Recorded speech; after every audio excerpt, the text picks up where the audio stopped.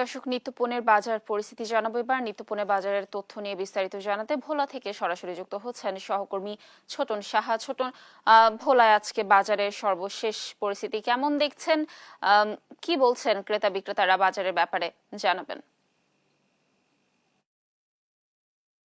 কানিজ লাবণী, আজকে এই যে বৃষ্টি ভেজা দিনেও কিন্তু আপনি দেখতে পাচ্ছেন যে ভোলার যে কাঁচা বাজারে এখনো পর্যাপ্ত কিন্তু নিত্যপণ্যের সরবরাহ রয়েছে। এবং আমি বাজারে ঘুরেছি, বাজারে ঘুরে যেমনটি জানতে পেরেছি যে বেশ কিছু পণ্যের দাম কিন্তু আজকেও বৃদ্ধির দিকে। বিশেষ করে আদার দাম কিন্তু কেজি প্রতি বিক্রি হচ্ছে আপনার 300 টাকা কেজি দরে। একই সাথে কাঁচা মরিচের দামও কিন্তু বেড়েছে। কাঁচা মরিচ বিক্রি হচ্ছে 240 টাকা দরে। এবং যে আলু ছিল 30 টাকা ঈদের আগে, সেই আলু কিন্তু বিক্রি হচ্ছে 55 টাকা। এবং একই সাথে পেঁয়াজের দামও বেড়েছে।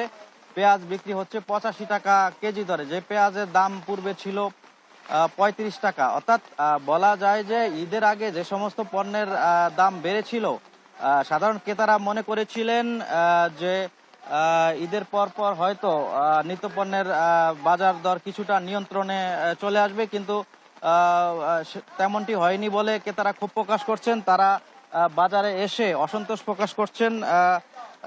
আমরা ব্যবসায়ীদের সাথে কথা বলেছি, কাঁচা বাজার ব্যবসায়ী সমিতির সভাপতির সাথেও কথা বলেছি আমি। তিনি যেমনটি বলছিলেন যে তিনি বলছেন যে ঘূর্ণিঝড় রিমেলের প্রভাবে ভোলায় যে উৎপাদিত যে কৃষি পণ্য রয়েছে সেগুলো আসলে ক্ষতিগ্রস্ত হওয়ার কারণে বাজারে যে নিত্যপণ্য সরবরাহ রয়েছে সেগুলোর দাম বাড়ানো হয়েছে। একদিকে ক্ষতিগ্রস্ত হচ্ছে, অন্যদিকে পরিবহন ভাড়া বৃদ্ধি পেয়েছে। এই দুটি কারণে আসলে বাজারের এই অবস্থা বিরাজ করছে। তো আমরা জেলা প্রশাসনের সাথে কথা বলেছি এবং একই সাথে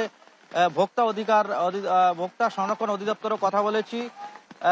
কর্মকর্তারা আমাদেরকে তারা বলছিল যে নিত্যপণ্যের দরদাম নিয়ন্ত্রণে তারা কিন্তু নিয়মিত মনিটরিং করছে। এবং কোনো ক্রেতা কোনো ব্যবসায়ী যদি অতিরিক্ত পণ্য মূল্য যদি বিক্রি করে, সেক্ষেত্রে তাদের বিরুদ্ধে ব্যবস্থা নেওয়ার কথাও কিন্তু জানিয়েছেন। তো আমরা বাজারে এসে শুধু নিত্যপণ্য না, একই সাথে দেখেছি মাছ মাংসের বাজারও ঊর্ধ্বগতি।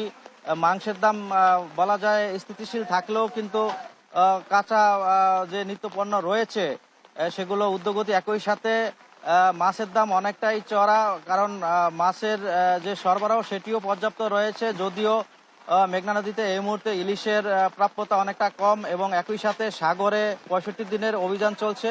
এই দুটি কারণেই মাছের সরবরাহ, বিশেষ করে ইলিশের সরবরাহ কম থাকলেও অন্যান্য মাছ রয়েছে, তবে সেটির দামও কিন্তু অনেকটা চড়া। তো ক্রেতারা সব মিলে বলছিল যে বাজার মনিটরিংয়ে জেলা প্রশাসনের নিয়মিত মনিটরিং দাবি তারা তুলেছেন। তো এ ছিল আমার কাছে ভোলার যে নিত্যপণ্যের বাজারে আজকের সর্বশেষ দরদাম। ফিরে যাচ্ছি স্টুডিওতে কানিজ লাবণীর কাছে। লাবণী। ধন্যবাদ ছোটন আমাদের সাথে যুক্ত থাকার জন্য। দর্শক, ভোলা থেকে নিত্যপণ্যের বাজারের সর্বশেষ তথ্য জানাচ্ছিলেন আমাদের সহকর্মী।